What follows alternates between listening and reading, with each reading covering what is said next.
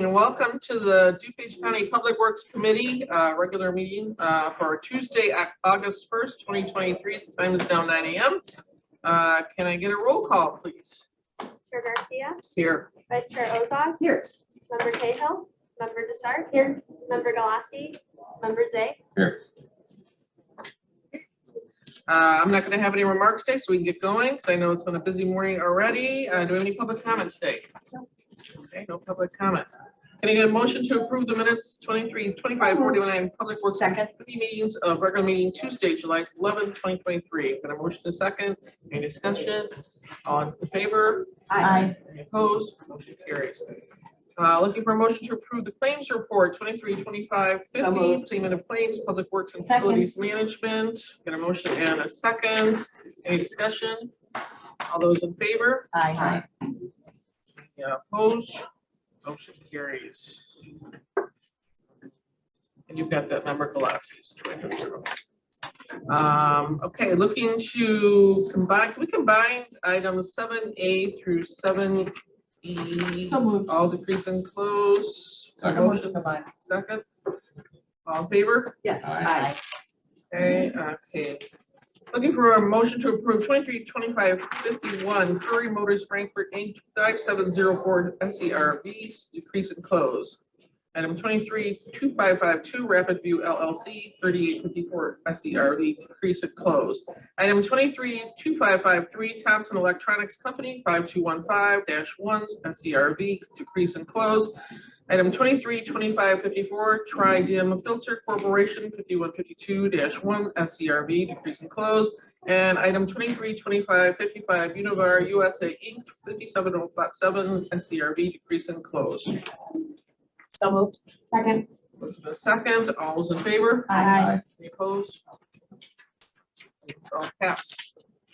Moving on, we're looking for a motion to approve bid renewal of FMP 007623, recommendation for the approval of a contract to Fox So Valley moved. Fire and Second. Safety Company for preventative maintenance, testing, and repair of the non-Edwards system technology, fire alarm and life safety systems for county facilities for the period of August 28, 2023 through August 27, 2024 for a total contract amount not to exceed $73,250. Got a motion and a second. Any discussion? All those in favor? Aye. Any opposed? Motion carries. Moving on to our presentation. 9A, we've got the fiscal year 2024 proposed operations budgets. We'll let Wendy bring it up.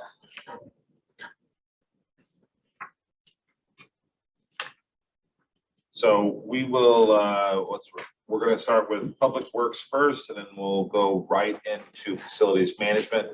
This is operational only. The capital side of the budget was, we covered that several weeks ago. So this is kind of part two of that. So with that, I will turn it over to Stan to start the Public Works side. Sounds good. Good morning. We'll start with revenue. So as you recall, in September of 2022, a rate study was presented and it was accepted. So according to our rate study, or our ordinance, we have rate increases scheduled through beginning of 2026. There's 4 of them. They are generally in line with inflation. So what that means for FY 2024 on the sewer revenue side, it's going up. We're projecting sewer revenue to increase 6.8%. Of that, rate increase is about 3.6%. The balance is really increase in number of customers. There's a development that feeds into our collection system, Neighbor Commons, that accounts for the majority increase in customers. Water revenue, that is going up 1.5%. We have a 4.3% rate increase for county water. The balance of the water is dairy and pass-through water, so we bill on behalf of dairy. That's about $7.5 million revenue. And we're just assuming that to be flat at this point. Central admin revenue, 3 big pieces of that. That's our base charge. That's where we have miscellaneous fuel charges. So when we do work for other departments and municipalities, that goes through there. The same with our fuel station. The third component in there is interest income on our reserves. And that's something that's going to be revisited because we're still waiting for interest rate projection from the treasurer's office. Right now, we have that conservatively budgeted, actually a decrease in interest income. That's probably going to flip. The last thing I'll talk about on revenue, this does not include anticipated proceeds from IEPA loans. So we have 2 loans in motion right now. We have the Nordic loan. That project should wrap up this year. Next year, we move into continue with the electrical loan, and we're anticipating to start the phase 1 headworks project at Woodridge. Okay, on the expenditures side, I'm just going to talk. I'm going to talk about personnel on the next slide. I'm going to hit some highlights on commodities and contractual.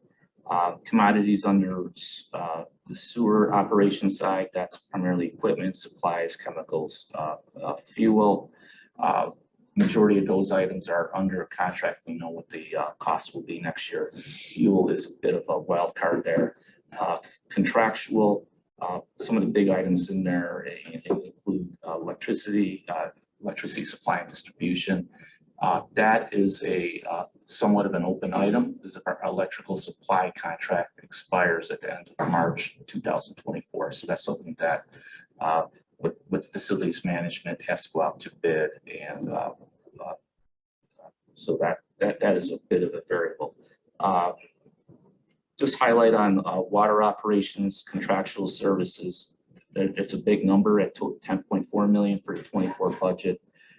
As I mentioned on the revenue side, we bill on behalf of Darien. 7.5 million of that 10.4 is Darien pass-through water revenue.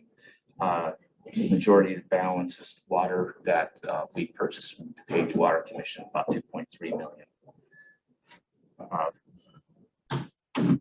Public Works, Central Admin, and Maintenance.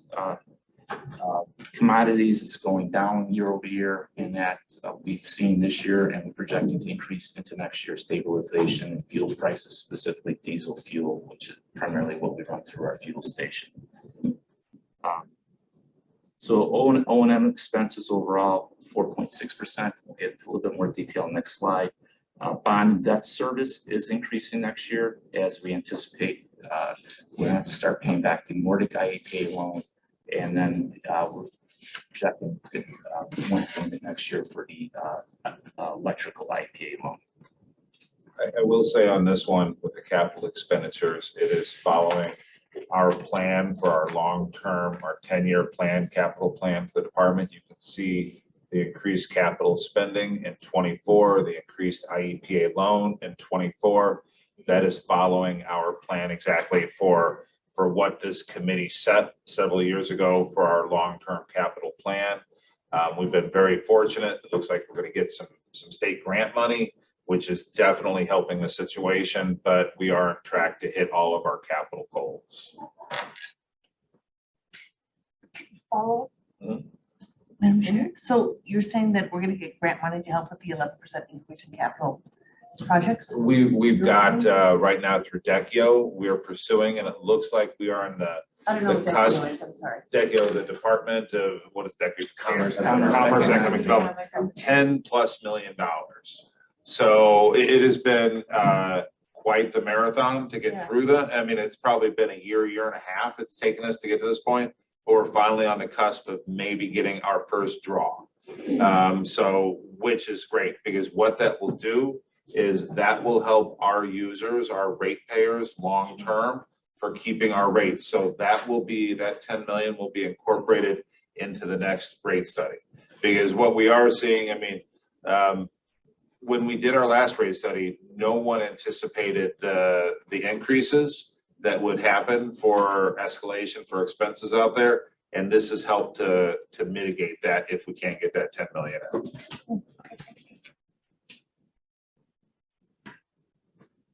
This slide here just combines for all 3 accounting units, the expenditures for the total department. So personnel, on the face of it, it's budgeted to increase 8.6%. We're assuming a 3% cost of living adjustment effective December 1st. So that's about $200,000 to $786,000 increase. Another $300,000 is timing of open positions. So we are running significantly at this point, significantly below historical levels in terms of headcount. And we are anticipating filling some of those positions in FY '24.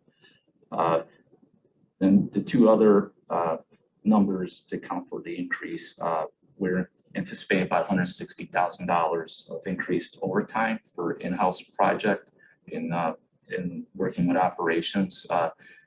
They found that doing some of the work in-house, for example, repairing screw pumps, incurring $50,000 of overtime to do that work instead of using an outside vendor, which would have been about $350,000 of repair and maintenance. So it's a negative impact on this line item, but overall it's a really good ROI type work.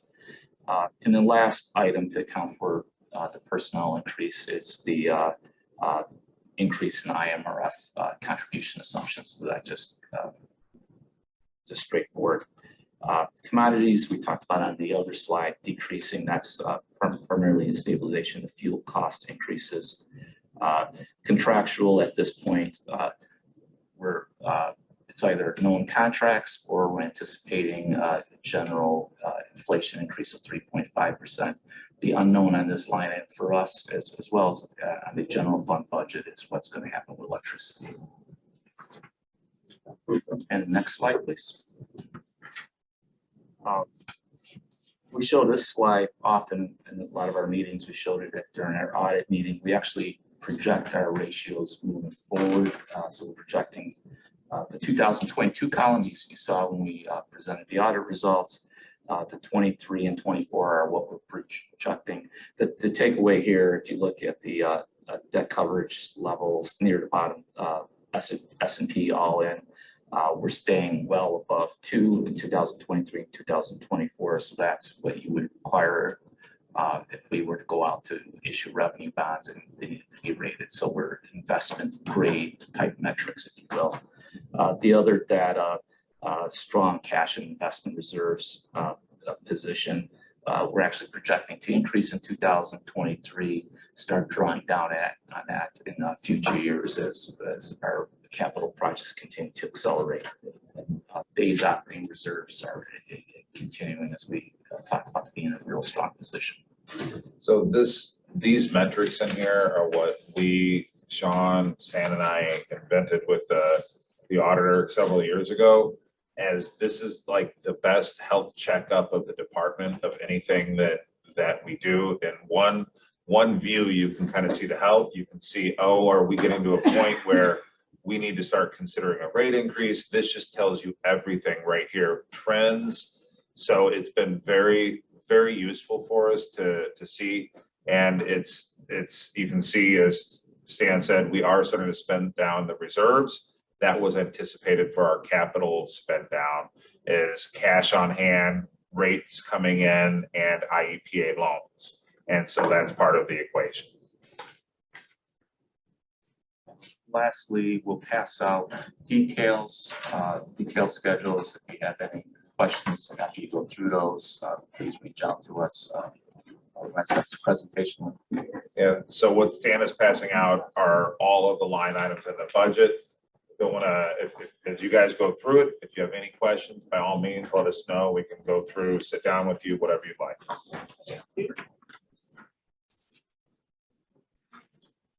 Thank you so much, Stan. I really appreciate that. You did a fantastic job, as always.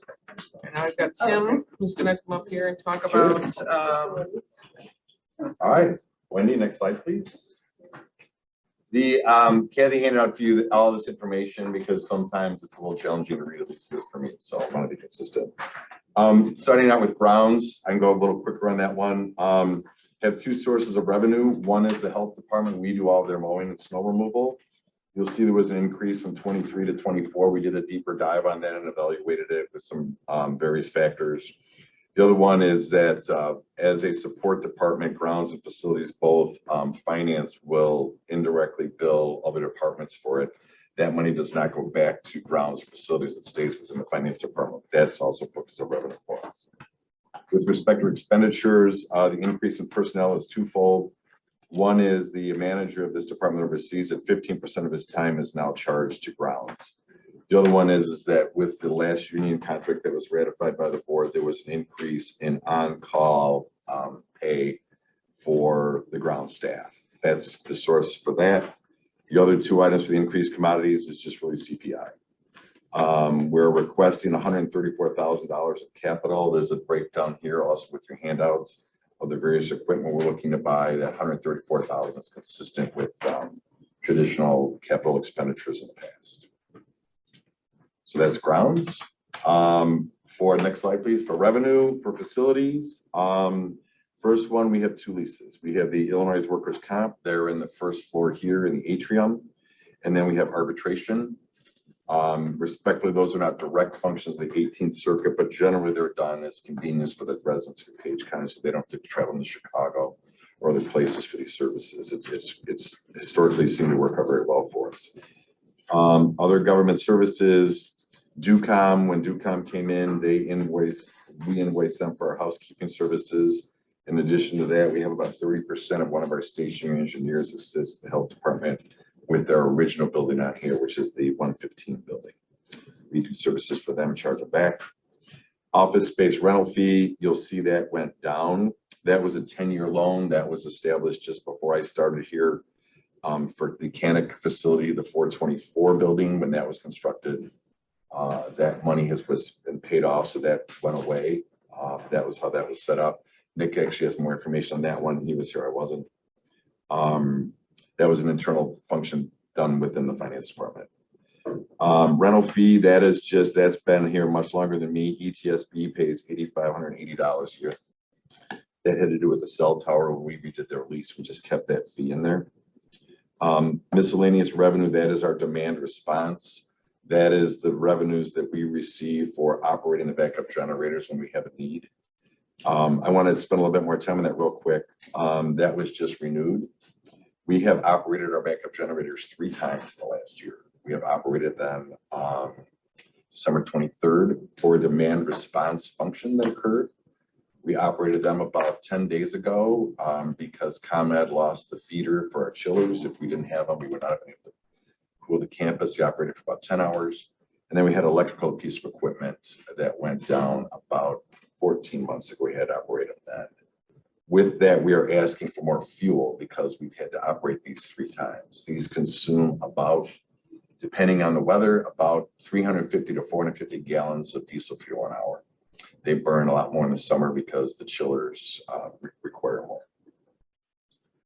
Indirect response, similar to grounds, this is the one that finance compiles that is back charged to all the other departments for the services that facilities provides. Other property rent is the DuPage County Bar Association and then the Fair Association. And then the last are just very small revenue items that we receive. So that's revenue. The next one is kind of a 8-year rolling average of our department of what we've averaged. I've kind of broke it out into wages tend to be separate, utilities tend to be separate, and then the total budget. So you can kind of see where our trending are. There is an increase over the last 2 years. I'm going to go through that with you next. So the next slide is respectfully for show. This is a handout for you as well. If I would not have to read this, but this is the 11 by 17 in your handout. That is all of the expenditures within facilities in our operating budget. I just wanted to touch on a few items for the increases where they were. For wages, 6% of the wage, 6% of the total increase is, and we do not budget the raises that are received for the prior year. So for example, in FY23, there was a 6% wage increase. That is not budgeted. That does not show. So year to year, that is a big chunk of it. Housekeepers is by far the largest share of the rest of it. Minimum wage continues to go up. It is going up $1 January 1st of this year. It'll go up $1 again, January 1st of 2025.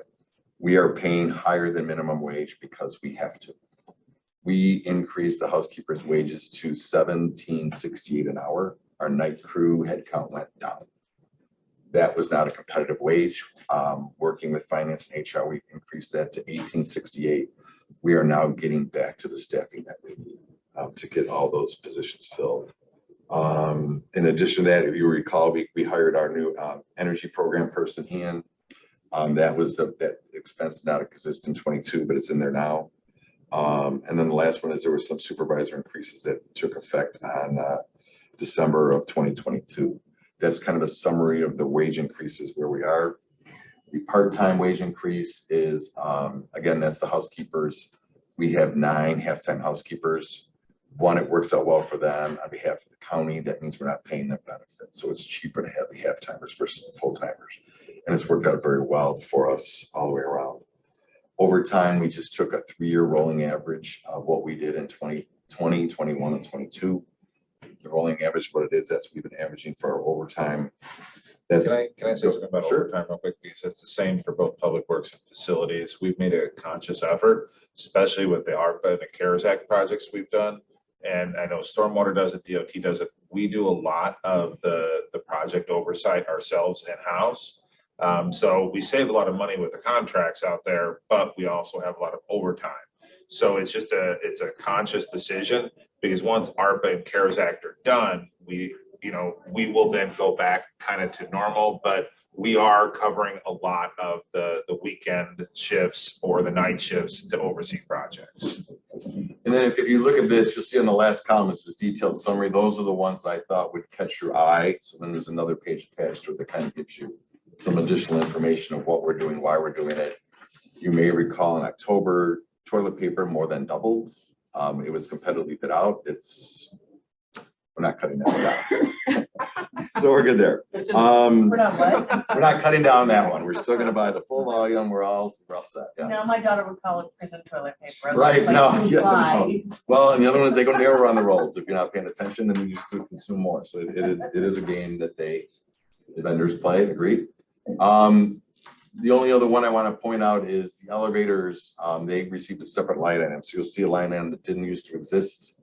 And then the next year we went up about 300 and I think it's $85,000. The line above it decreased where it used to be financed to just a separate line item, which elevators are large enough, that does make sense.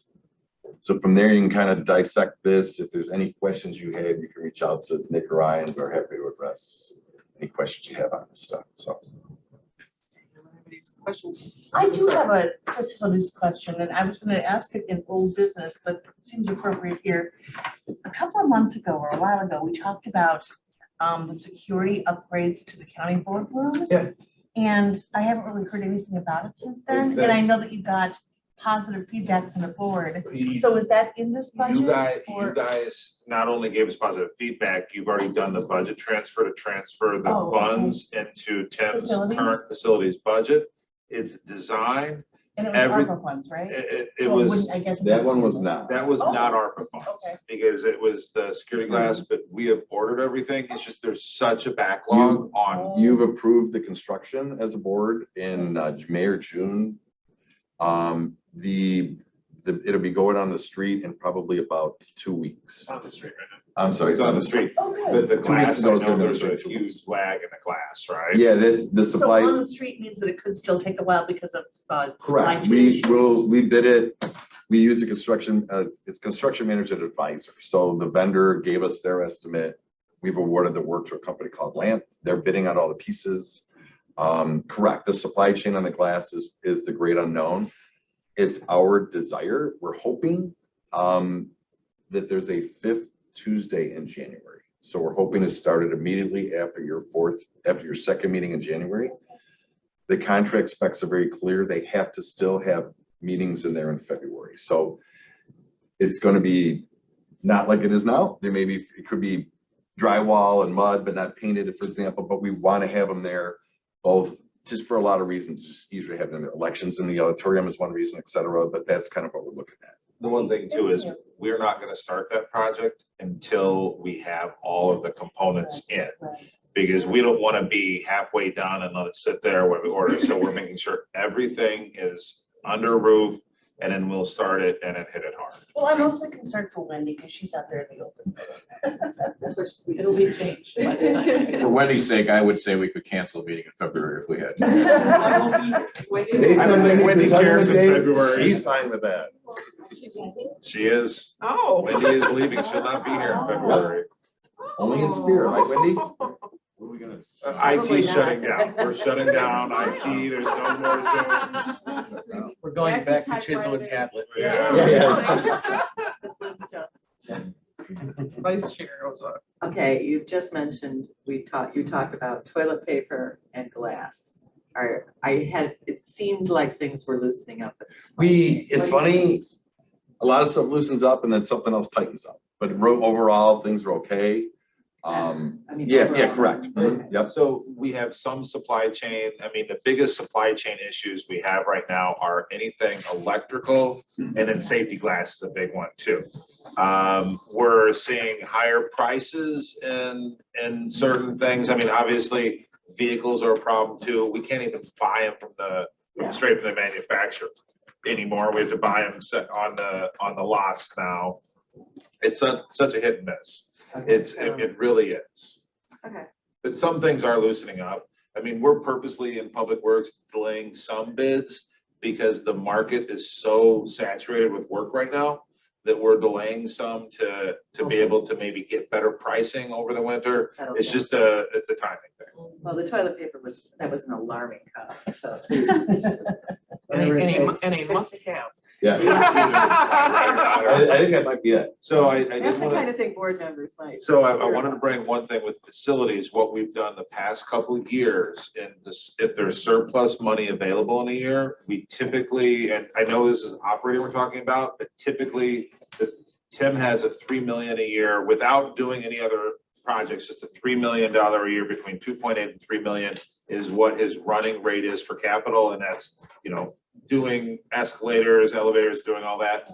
We typically try to pull the 3 million out and then take it out of the budget for the next year to relieve pressures on the next budget year. We will likely do that depending on if we have that capability in 23 surplus as well. Any other questions?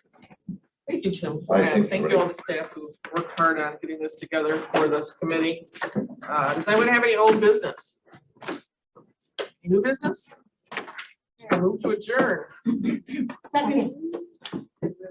All in favor? Aye.